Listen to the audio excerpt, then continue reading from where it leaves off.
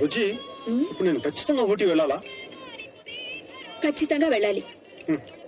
ఈసారైనా 2 సబ్జెక్ట్స్ పూర్తి చేయాలిగా. ఇక్కడుంటే నువ్వు చదవు, అందుకే నువ్వు ఊటీకి వెళ్ళాలి. తెలుసు, ఆ అమ్మాయి గురించేగా నీ బెంగ. ముందు నువ్వు ఎగ్జామ్స్ పూర్తి చేయి, ఆ తర్వాత నువ్వు నేను కలిసి అమ్మాయిని వెతుకుదాం. అది కాదురా, మా ఫ్రెండ్స్ అంతా అమ్మాయి ఏ క్లాసు? ఈ సిటీలో 1112 మంది ఉన్నారు, కాంపిటీషన్ ఎక్కువ. అలాంటి అమ్మాయి దొరకడం చాలా కష్టం. ఈలోగా ఎవరిని ప్రేమించేస్తారేమోనని అంత భయపెడుతున్నారా?